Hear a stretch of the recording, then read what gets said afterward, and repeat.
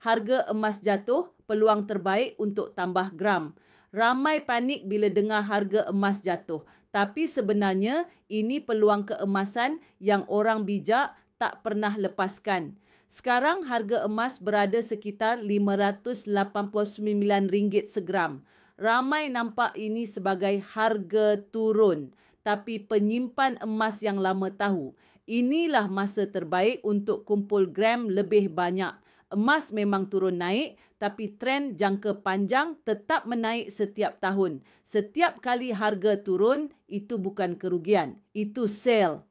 Orang yang konsisten simpan emas tahu setiap RM yang ditukar kepada emas ketika harga rendah akan beri keuntungan lebih besar bila harga naik semula. Public Gold pula bagi pilihan simpan gap, gold bar dan dinar ikut kemampuan. Tak perlu beli banyak, beli sikit-sikit tapi buat secara konsisten. Kalau tuan-puan nak mula simpan emas waktu harga tengah rendah ni, WhatsApp akak sekarang.